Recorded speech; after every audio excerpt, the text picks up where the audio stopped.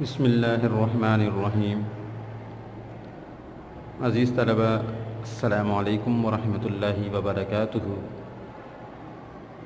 جماعت ہشتم میں نئے سبق پاکستان کے موسم کے ساتھ حاضر ہیں، جو کہ آپ کی کتاب کے صفحہ نمبر 33 پر موجود ہے۔ اس سبق میں ہمیں اللہ تعالیٰ کے بنائے ہوئے موسموں اور ان موسموں سے متعلق اہم معلومات کے بارے میں انشاءاللہ جاننے کا موقع ملے گا۔ ہر چیز ہی اللہ کی نعمت ہے، اور یقیناً موسم بھی اللہ تعالیٰ کی بہت بڑی نعمت ہیں۔ تو سبق میں انشاءاللہ ہم وہ باتیں آج جانیں گے جو شاید آج سے پہلے ہمارے علم میں نہ ہوں۔ تو سبق کی تدریس کا باقاعدہ آغاز کرنے سے پہلے ہمیشہ کی طرح ہم پہلے سبق میں آنے والے نئے الفاظ کے معنی دیکھ لیں گے، تاکہ ایک تو ہماری یہ کہ ہمارے علم میں اضافہ ہو جائے، اور اس کے علاوہ الفاظ معنی جب ہم جان لیتے ہیں تو سبق کی عبارت کو سمجھنا ہمارے لیے آسان ہو جاتا ہے۔ تو سبق کے پہلے الفاظ معنی دیکھتے ہیں۔ سب سے پہلے لفظ دیا گیا ہے بو قلمونی، اس کا مطلب ہے مختلف رنگوں کا مجموعہ۔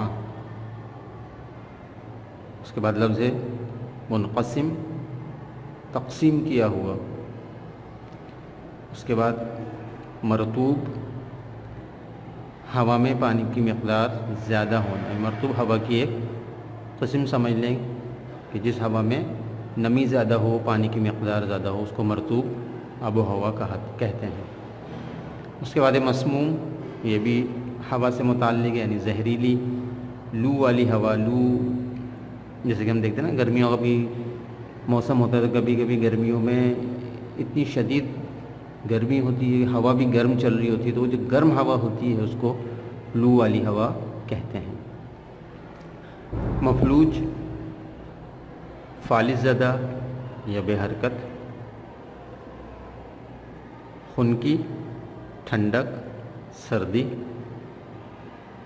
شادابی، خوبصورتی۔ اس کے بعد مشروبات، مشروب کی جمع ہے، اس کا مطلب ہے پینے کی چیزیں، چاہے وہ چائے، شربت، جوس وغیرہ کسی بھی شکل میں ہو، وہ مشروبات شمار ہوتی ہیں۔ اس کے بعد لفظ ہے مونسون، بارشوں کا موسم۔ اب یہ کس مہینے میں ہونے والی بارشوں کو موسم کو مونسون کہا جاتا ہے، یہ ہم انشاءاللہ سبق میں پڑھیں گے۔ اگلا لفظ ہے لقمہ اجل بن جانا، فوت ہو جانا۔ ماند پڑ جانا، رونق کم ہو جانا۔ پت جھڑ، خزاں کا موسم، جس موسم میں درختوں کے پتے زرد ہو کے گرنے لگتے ہیں، ایک موسم آتا ہے، اس موسم کو موسم خزاں یا پتجھڑ کا موسم کہتے ہیں۔ اس کے بعد لفظ ہے زر مبادلہ، اس کا مطلب ہے مال کی برآمد سے حاصل ہونے والی دولت۔ جب ملکی اعتبار سے کوئی چیز برآمد کی جاتی ہے تو اس سے جو دولت حاصل ہوتی ہے، مال حاصل ہوتا ہے، اس کو زر مبادلہ کہا جاتا ہے، کہ ہر ملک کا زر مبادلہ ہوتا ہے وہ۔ یہ سبق میں آنے والے الفاظ اور ان کے معنی ہیں۔ اس کے علاوہ دوران بلند خوانی، جو مزید اگر ایسے الفاظ آتے ہیں جن کے معنی آپ کو جاننا ضروری ہیں، تو ہمیشہ کی طرح اس کی ترتیب یہی ہوتی ہے کہ ہم ان الفاظ کو انڈر لائن کر لیتے ہیں، اور بعد میں آپ ان الفاظ کے معنی لغت سے دیکھ کر اپنی نوٹ بک میں لکھ لیتے ہیں۔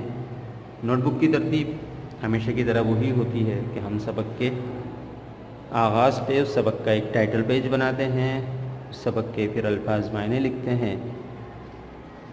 دونوں جانب تاریخیں دی ہوتی ہیں، ایک طرف ہجری تاریخ ہوتی ہے، ایک طرف عیسوی تاریخ ہوتی ہے، درمیان میں صفحہ نمبر ہوتا ہے۔ یہ تمام چیزیں مکمل لکھنی ہوتی ہیں، اور پھر الفاظ معنی کے بعد سوال جواب جو ہم مشق کے ہوتے ہیں وہ اس میں شروع کرتے ہیں۔ اس طرح ہمارا ہر سبق کا ایک خاص حصہ ہوتا ہے۔ ہر دفعہ کی ترتیب کے مطابق اسی ترتیب سے کام ہوگا، اور جیسا کہ پہلے بھی آپ حضرات کو بتایا کہ جب آپ پڑھنے بیٹھیں تو اپنے ساتھ تمام ضروری اشیاء جو دوران تدریس ہمیں ضرورت ہوتی ہے جن چیزوں کی، وہ ہمارے پاس ہونی چاہیے، یکسوئی کے ساتھ بیٹھنا چاہیے اور تمام کاموں سے فارغ ہو کے بیٹھنا چاہیے، تاکہ جو پڑھائی کا مقصود ہے وہ حاصل ہو جائے۔ بار بار اٹھنا، کبھی کتاب لینے جانا، کبھی پینسل لینے یا کبھی لغت تلاش کرنے یا کسی کام میں بار بار مشغول ہو جانا، اس سے یکسوئی کے ساتھ اگر اس سلسلے کو جاری نہ رکھا جائے تو جو مقاصد تدریس ہیں وہ حاصل نہیں ہو پاتے۔ اس لیے بار بار آپ سے گزارش کی جاتی ہے کہ جو